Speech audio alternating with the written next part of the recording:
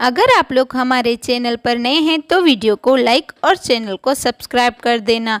हर रोज़ आपको ऐसी गर्ल्स की कहानी मिलती रहेंगी मेरे चैनल पर। जब मैंने होश संभाला था मुझे पता नहीं मैं कौन हूँ, मेरा नाम क्या है।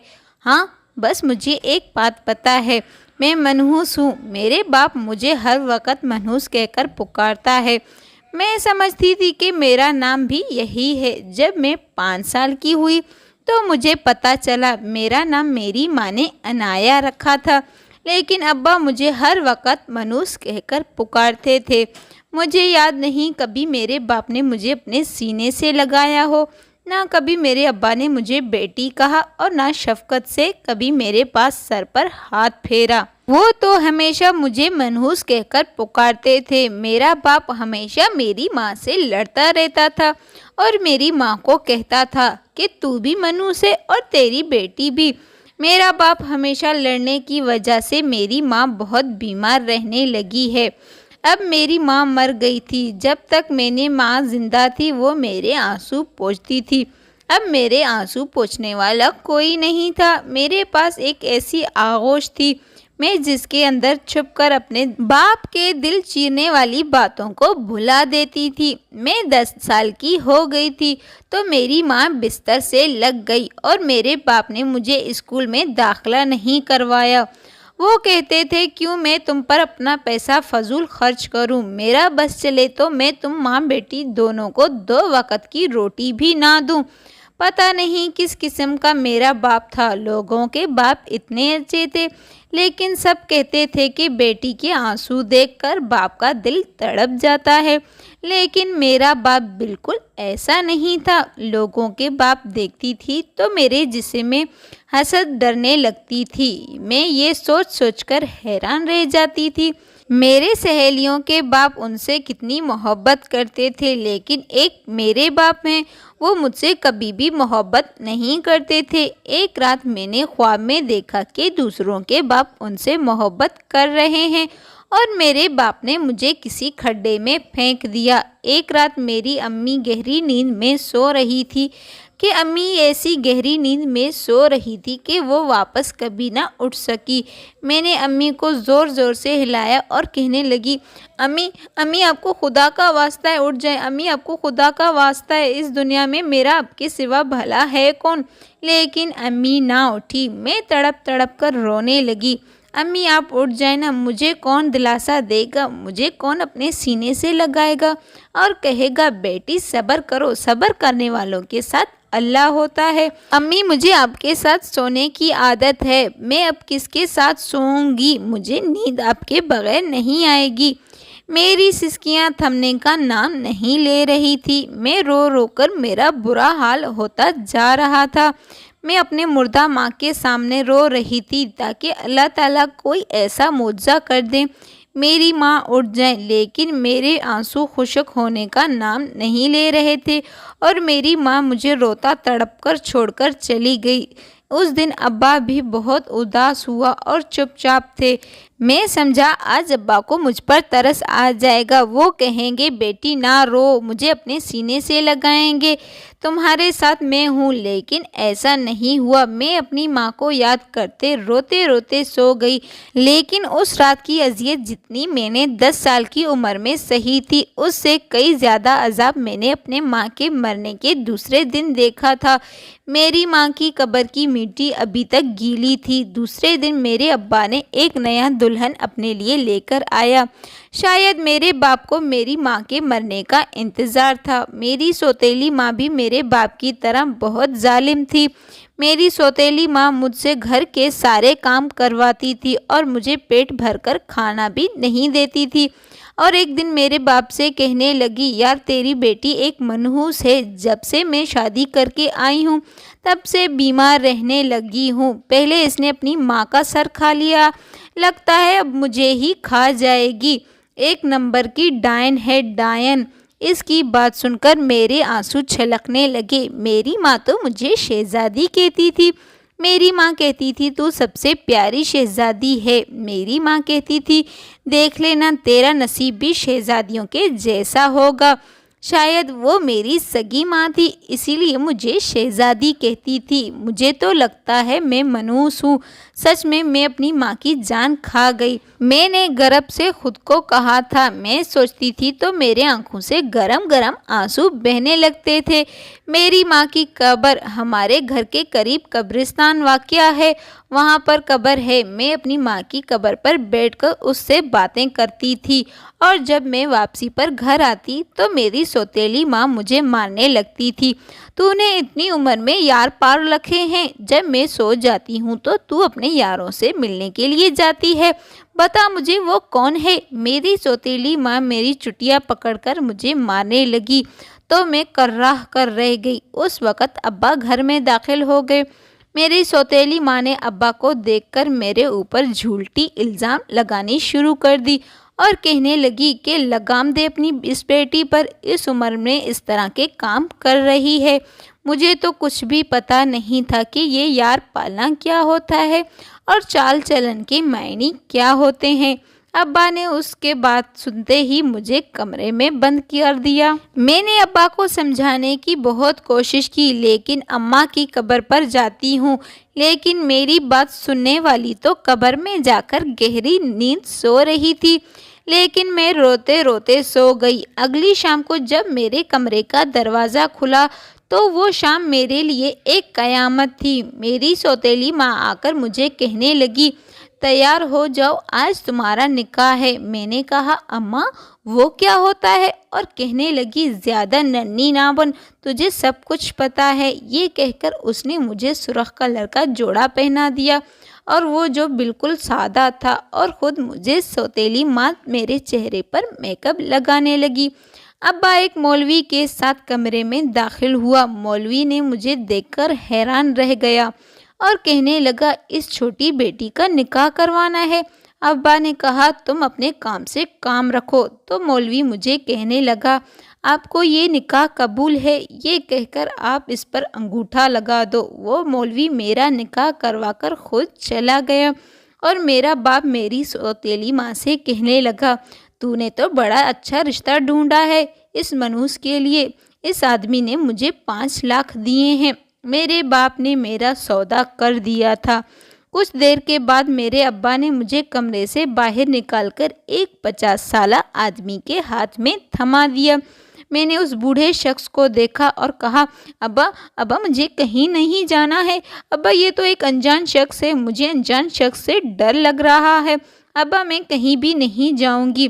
اس بوڑھے آدمی نے مجھے زبردستی گھسیٹتے ہوئے لے کر گیا باہر، اور باہر وہاں پر ایک گاڑی کھڑی تھی۔ زبردستی گاڑی کے پچھلے سیٹ پر بٹھا دیا اور لے کر گیا۔ وہ آدمی بھی میرے ساتھ پچھلی سیٹ پر بیٹھ گیا اور ڈرائیور سے کہنے لگا، گاڑی چلا دو۔ میں زور زور سے رونے لگی اور کہنے لگی، مجھے میرے ابا کے پاس جانا ہے، اب مجھے چھوڑ دیں۔ وہ آدمی مجھے کہنے لگا، اگر تم چپ نہ ہوئی تو میں تمہارا گلا گھونٹ دوں گی۔ میں سہم سی گئی تھی، وہ گھبرا کر چپ ہو گئی اور میرے آنسو بہنے لگے تھے۔ میں چپ ہو گئی تھی۔ وہ آدمی مجھے اپنے گھر لے کر گیا۔ وہاں پر لاؤنج بالکل خالی تھا۔ وہ مجھے ایک ہال نما کمرے میں لے کر گیا۔ وہ کہنے لگا، آج کے بعد تم یہاں پر رہو گی، اسی کمرے میں۔ اس کمرے میں میرے علاوہ اور بہت سی لڑکیاں میرے عمر کی تھی، وہ بھی ڈری سہمی بالکل چپ بیٹھی تھی۔ میں ان لڑکیوں کے ساتھ بیٹھ کر رونے لگی، وہ بھی دبے دبے آواز میں رو رہی تھی اور میری سسکیاں نکل رہی تھی۔ وہ میری طرف دیکھ رہی تھی۔ ان میں سے ایک لڑکی بار بار بول رہی تھی، مجھے میرے ابا کے پاس جانا ہے، مجھے میرے ابا کے پاس چھوڑ دیں۔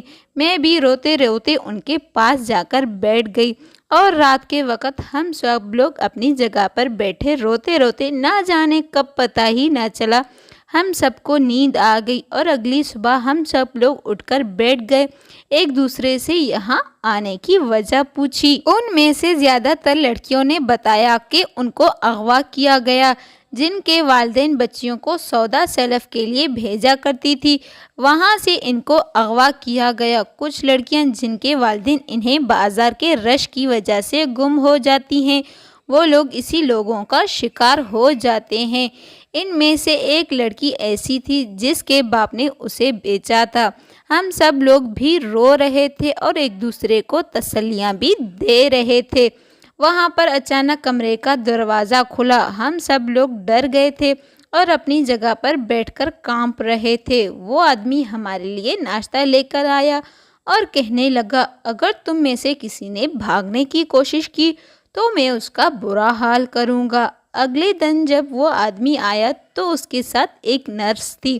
اس نے ہم سب کو انجیکشن لگانی شروع کر دی تھی۔ ہاتھ پر انجیکشن لگانے کے بعد ہم سب کو کچھ ہونے لگا تھا۔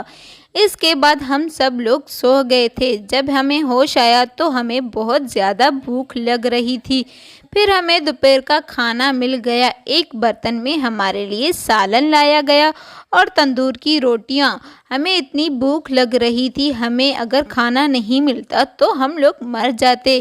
ہم لوگ زور زور سے کھانے لگے تھے۔ ایک نوالا چبا رہے تھے تو دوسرا نوالا کھانے کی شدت بڑھتی جا رہی تھی۔ نوالا چباتے جا رہے تھے اور ہمارا منہ تھک چکا تھا، لیکن ہمارا پیٹ بھرتا نہیں تھا۔ ہم ایک ایک لڑکیاں چند چند روٹیاں کھائے جا رہے تھے۔ یہ ہر روز کا معمول بن چکا تھا۔ ہمیں ہر روز انجیکشن لگایا جاتا تھا اور ہماری خوراک بھی بڑھتی جا رہی تھی۔ ہم لڑکیوں نے ایک دوسرے کو محسوس کیا، ہمارا وزن بہت بڑھتا جا رہا تھا۔ ایک حیرت انگیز فرق جو ہم سب لڑکیوں میں نظر آ رہی تھی، اور چند ماہ کے اندر ہم لوگ ایک دوسرے کو بہت بڑے نظر آ رہے تھے، اور ایک سال کے اندر ہم سب 18 سال کی لگ رہی تھی۔ ہمیں یاد تھا جب وہ آدمی ہمیں گھر سے لے کر آیا گاڑی میں بٹھا کر۔ ہم سب چھوٹے سے تھے، لیکن پتہ ہی نہ چلا ایک سال کے اندر ہم لوگ جوان بھی ہو گئے تھے۔ ایک دن وہ آدمی پھر آیا، ہمیں گاڑی میں بٹھا کر ایک ایسی جگہ لے کر گیا۔ وہ گلی بالکل چوڑی تھی۔ وہاں پر جاتے ہی وہاں پر گھنگروؤں کی آوازیں آ رہی تھی، وہاں پر گانوں کی زور سے آوازیں آ رہی تھی اور ڈھول بجانے کی بھی آوازیں تھی۔ باہر گلی میں پان اور گلاب کے گجروں کی دکانیں تھی اور عطر والا بھی وہاں پر تھا۔ وہ آدمی ہمیں ایک پرانی ساختہ عمارت کی طرف لے کر جانے لگا۔ ان کی سیڑھیاں سیمنٹ سے بنی ہوئی تھی، چوڑی بنی ہوئی تھی۔ اوپر چلتے ہی ایک سفید چادر بچھا ہوا تھا جس کے اطراف میں گھاؤ لگے ہوئے تھے۔ وہاں پر بہت ساری لڑکیاں تیار ہو کر کھڑی تھی۔ کونے میں ڈھول والا بیٹھا ہوا تھا، اپنے پاس ڈھول رکھ کر اور خود کے منہ میں پان چبائے جا رہا تھا۔ دوسری طرف کے ہارمونین خود کو سجا رہی تھی۔ سامنے تخت بچھا ہوا تھا جہاں پر 50 سال کی عورت میک اپ ویک اپ کر کے فل تیار منہ میں پان چبا رہی تھی اور لڑکیوں کو ناچ گانا سکھا رہی تھی۔ وہ شخص ہمیں اس عورت کے پاس لے کر گیا۔ وہ عورت ہمیں دیکھ کر مسکرانے لگی۔ ہم سب لوگ دیکھنے میں بہت زیادہ خوبصورت تھے۔ وہ عورت ہمیں دیکھتے ہی مسکرا کر اس کی آنکھوں میں چمک نظر آنے لگی۔ وہ عورت اس آدمی سے اس کی قیمت پوچھنے لگا۔ اس آدمی نے ہمارے 10 لاکھ قیمت لگا دی۔ ہم لوگ دوسرے بار بک چکے تھے۔ ہمیں تو اندازہ نہیں تھا کہ یہاں پر کیا کام ہوتا تھا اور ہمیں یہ جگہ بالکل ناپسند تھی۔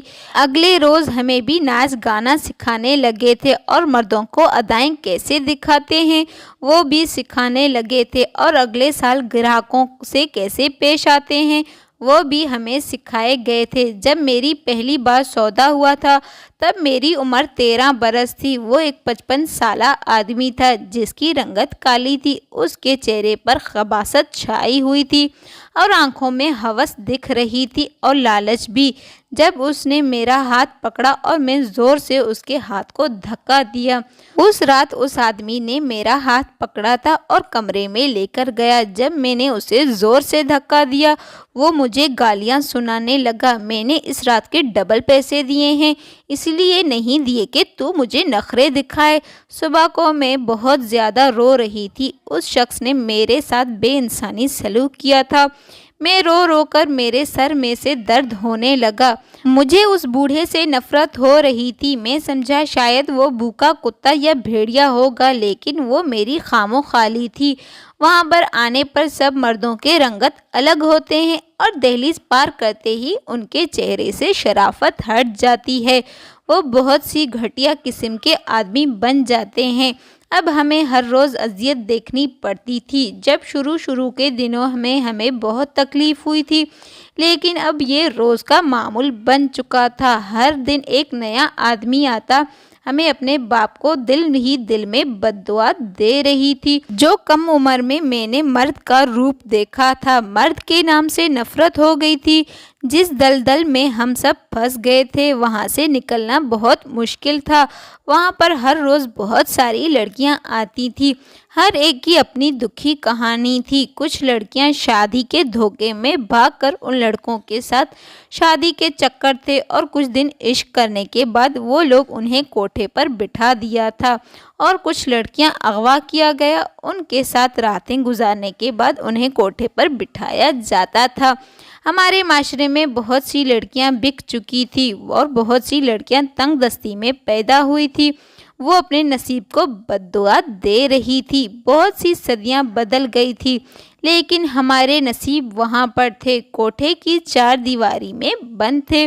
بہت سے لوگ ترقی کر گئے تھے، لیکن ہم کوٹھے کے چار دیواری میں بند تھے۔ میں کتنی منحوس پیدا ہوئی تھی، میری ماں بھی مر چکی تھی، اور میری زندگی میں کبھی خوشی کے آنے کا نام نہ تھا۔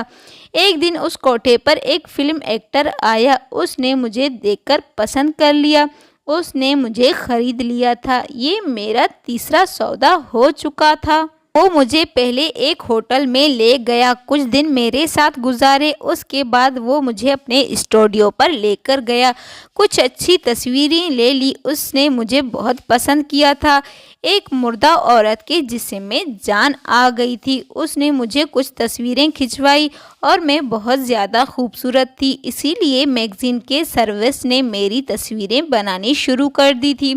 میری زندگی میں زیادہ فرق نہیں آیا تھا۔ میں اس دن مر گئی تھی جس دن میرے باپ نے مجھے بیچ دیا تھا۔ دوسری بار موت اس وقت آئی جب میری منزل پامال ہو گئی تھی۔ اب تو ہر روز مجھے سب کی باتیں سننے کا عادت ہو چکی تھی۔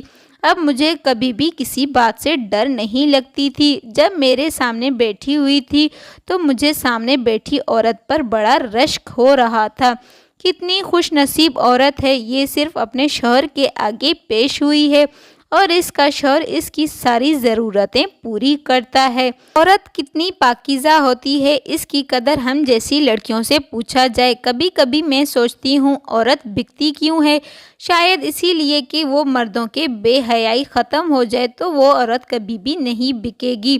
مرد اپنی حیا پر آ جائے تو عورت کبھی بھی منڈی میں نہیں پہنچ سکتی۔ عورت کی عزت کتنی عزیز ہے، وہ صرف ہمیں ہی پتہ ہے۔ مجھے رونا آتا تھا ان لڑکیوں پر جو عزت سے اپنے باپ کے گھر میں رہتی تھی، جن کے باپ ان سے محبت کرتے تھے اور بیٹی کی حفاظت کرتے تھے، اور اپنی باپ کی عزت کو ٹھکرا کر کسی لڑکے کے عشق میں اندھی ہو جاتی ہیں، اور آج کوٹھے پر بیٹھی ہوئی ہیں۔ کاش کہ وہ لڑکیاں بھی سوچتی، اگر یہ لڑکا اسے بھگانے کی کوشش کر رہا ہے، اس سے اچھا ہے وہ عزت سے رشتہ لے کر آئے اور اسے بیاہ کر اپنے ساتھ لے کر جائے۔ وہ لڑکیاں جو رات کے اندھیرے میں لڑکوں کے ساتھ بھاگ جاتی ہیں، 4 دن اس سے محبت کرتی ہیں، اس کے بعد وہ لڑکے اسے کوٹھے پر بٹھا دیتے ہیں۔ جو لڑکے لڑکیوں کو بھگا کر رات کے اندھیرے میں لے کر جاتے ہیں، وہ اسے کیا دن کی روشنی میں دنیا کے آگے عزت دیں گے؟ ان کے چہرے پر ایک ایسا کالگ ملیں گے، وہ کبھی بھی روشنی کے آگے نہیں جا سکتی۔ اور کسی کا باپ میرے باپ جیسا ظالم نہ ہو۔ میں پہلے ماڈل سی ہیروئن بنی، اس کے بعد فلم انڈسٹریز کی ہیروئن بنی۔ آج فلم انڈسٹریز کے ڈائریکٹر مجھے میم کہہ کر تھکتے نہیں تھے۔ آج میرے پاس اتنا پیسہ ہے کہ میں سنبھالے بھی نہیں سنبھال سکتی تھی۔ ایک دن میں فلم انڈسٹریز کے بڑے مالک کے پاس گئی اور میں نے کہا، اس فلم کے پیسے مجھے دیں، میں انہیں ہسپتال میں خرچ کروں تاکہ میرے فلم میں بہت زیادہ پبلک دیکھے، اور مریضوں کے ساتھ تصویریں کھنچاؤں گی۔ وہاں پر بہت سے مریضوں کے ساتھ تصویریں کھنچا رہی تھی، تبھی میری نظر جا کر کونے میں بیڈ پر پڑی۔ وہاں پر ایک آدمی بیٹھا ہوا تھا، اور میں اپنی آنکھیں جھپکانا بھول گئی۔ جب میں اس کے پاس گئی تو وہ میرا باپ تھا۔ شاید اس نے مجھے پہچانا نہیں تھا، اور پہچانتا بھی کیسے؟ میں اپنی عمر سے بہت بڑی ہو چکی تھی۔ جب میرے باپ نے مجھے بیچا تھا तब मैं 10 साल की थी। अब मैं बहुत बड़ी हो चुकी थी और अब मैंने 10 साल में जितने भी अजियतें सही वो अपने बाप की बदौलत। मैं अपने बाप को बद्दुआ दे रही थी। मेरी बद्दुआ मेरे बाप को लग गई। वो एक बेड पर पड़ा हुआ था और उम्र भी उसकी बढ़ गई थी और वो एक कोने में बेड पर पड़ा हुआ था। अस्पताल में जितने भी मरीज थे उन सब की हालत से ज़्यादा ख़राब मेरे बाप की हालत होती जा रही थी और मुझे डॉक्टर ने बताया है अब्बा को कैंसर है। वो रोज़ रोज़ मरने की दुआ मांगते हैं। इसकी बीवी कभी भी इसके पूछने के लिए नहीं आती है और अब भी अब्बा यही कहता जा रहा था। मुझे मेरी बेटी और बीवी की बद्दुआ लग गई। मेरी मासूम सी बेटी जिसे मैं मनूस कहता था वो बहुत अच्छी बेटी थी। वो हर वक्त मुझे अब्बा अब्बा कहती रहती, लेकिन मेरे दिल में तरस कभी भी नहीं आता था। मुझे मेरी बेटी की बद्दुआ लग गई। कोई मेरी बेटी को बचाकर मेरे पास लेकर आओ। मेरी बीवी की चुप खा गई और मेरी दूसरी बीवी मेरा घर बार बेचकर दूसरे आदमी के साथ भागकर शादी कर गई। मुझे मेरी बीवी और बेटी की बद्दुआ लग गई। कोई मेरी बेटी को मेरे पास लेकर आओ। उसे देखकर मुझे बिल्कुल भी तरस नहीं आया। वो बगौर मुझे देखने लगा और कहने लगा, कौन हो तुम? मैंने कहा, मैं वही मनहूस हूँ जिसे आप मनहूस कहते थे। अनाया मेरी बेटी, मुझे माफ़ कर दे, मुझसे बहुत बड़ी गलती हो गई। तुम मेरी बेटी हो ना, मुझे माफ़ कर दो। मुझे बिल्कुल भी तरस नहीं आया। वो कहने लगा, बेटी तुम मुझे माफ़ कर दो। अगर मुझे मौत आ जाए मैं सुकून की मौत मर सकूँगा। लेकिन मेरा दिल पत्थर का बन चुका था। मैं उसे दुआ देने लगी, अल्लाह तुम्हारी उम्र दराज करे, तुम हर वक्त ऐसे तड़पते रहोगे। और मैं वहाँ से चली गई। मेरी बाप की वजह से मेरी ज़िंदगी बर्बाद हो गई। अगर आप लोगों को ये कहानी पसंद आई हो तो वीडियो को लाइक और चैनल को सब्सक्राइब कर देना। मज़ीद अच्छी वीडियोस देखने के लिए हमारे साथ ही जुड़े रहिए। अगर आपको ये कहानी पसंद आए तो जल्दी से सब्सक्राइब और वीडियो को लाइक कर दो ताकि अगली वीडियो आपको टाइम पर मिल सके।